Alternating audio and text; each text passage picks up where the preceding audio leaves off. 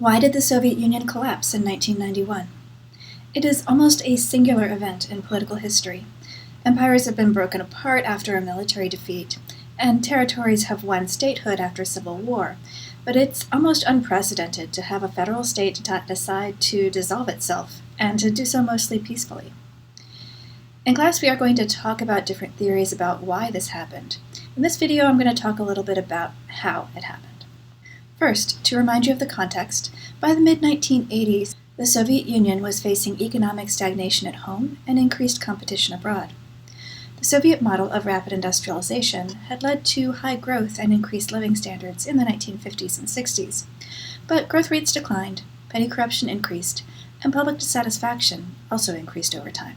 Discontent was not expressed through open protest, but more through the rise of social problems such as alcoholism.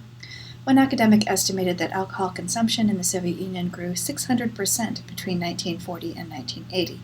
We in the United States like to give Ronald Reagan credit for ending communism, primarily by increasing the economic pressures on the Soviet state through an arms race. Soviet military spending was a disproportionately large part of its budget. It was an estimated 40% in the 1960s, but around 20% by the 1980s.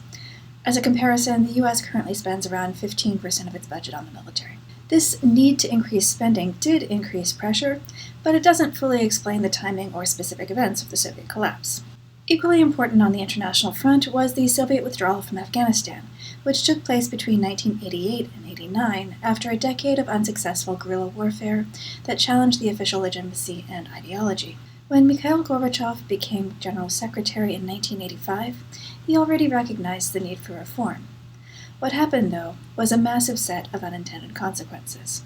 The most common criticism of Gorbachev is that he pursued simultaneous economic and political reforms. While this may be the case, more on this later, the pursuit of simultaneous reforms wasn't by accident, but it was by design. Gorbachev wanted managed reform, but he did believe that major reform was needed. Political reforms were seen as essential to inject new ideas and new thinking into the general public, as well as to make economic reforms, like anti-corruption efforts, work at all. So what were these reforms? There were three main categories: New Thinking, which was primarily about foreign policy, Glasnost, which was about easing restrictions on political freedoms, and Perestroika, which was economic reform. I'm not going to talk much about the easing of Soviet control over the Eastern Bloc, except to note that the demonstrated success of popular protest movements in Eastern Europe, like Solidarity in Poland, or the fall of the Berlin Wall in 1989, did have a spillover effect within the Soviet borders. Glasnost, or openness, had two elements: easing of restrictions on freedom of speech, and what was literally called democratization. On the speech front, eased standards led to the public exploration of contemporary social problems, such as those faced by returning Afghan veterans, as well as a re-examination of the legacies of Stalin and even Lenin.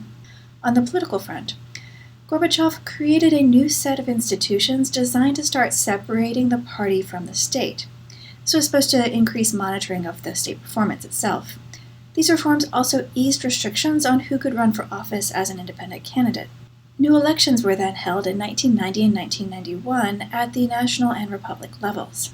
These elections were not fully free and fair, but they did empower a new group of elites within the constituent republics, people like Boris Yeltsin. On the economic front, Perestroika, or restructuring, was meant to introduce limited market reforms and private property, while moving the economy away from central planning. Some of the specific policies just backfired. For example, an early anti-alcohol campaign led to budget shortfalls. In 1985, an estimated 13% of state revenue actually came from alcohol taxes. The bigger problem, though, was that few economic reforms were actually implemented. While recognizing the need for reform, Gorbachev remained a believer in socialism and resisted proposals for significant privatization and other large-scale reforms. It may be the case not that there was a problem of simultaneous transitions, but that economic reforms just never really happened. The end result was that in the late 1980s and early 90s, the Communist Party was delegitimized as the sole source of political authority, new elites who did have popular support were taking power in the republics, and the economy itself was contracting. Rather than experiencing growth, the Soviet economy actually shrunk, both in 1990 and 1991. When the end came, it came fairly quickly. Nationalist protest movements played an important role in starting the process. Notably, there was a singing revolution in Estonia, which is known for its use of traditional songs as forms of protest, and a 2 million person human chain across the Baltic states. Also important was the Karabakh movement in Armenia, which protested the administrative inclusion of an Armenian majority territory, Nagorno-Karabakh, under Azerbaijan's jurisdiction. These early protests mostly sought reforms within the Soviet state, but they quickly snowballed into independence movements. Conservative forces attempted to counter these movements with a coup against Gorbachev in August 1991, but these failed after Russian street protests, which were famously led by Yeltsin giving a speech on top of a tank outside the Russian White House. That was the building that housed the Republican government. The actual end, though, came not with protests, but as a negotiation between the leaders of 3 Soviet republics, Russia, Belarus, and Ukraine. After they declared the creation of a confederation, the Commonwealth of Independent States, to replace the USSR on December 8th, Gorbachev acknowledged the Soviet Union was gone and resigned 2 weeks later. Vladimir Putin has called the end of the Soviet Union the biggest catastrophe of the 20th century. While it's not seen that way in Eastern Europe and the former Soviet republics, where it's obviously celebrated as a national liberation, the legacies of the end of communism remain debated today. And it is undeniable that the end of the USSR led to a decade of political and economic decline in Russia.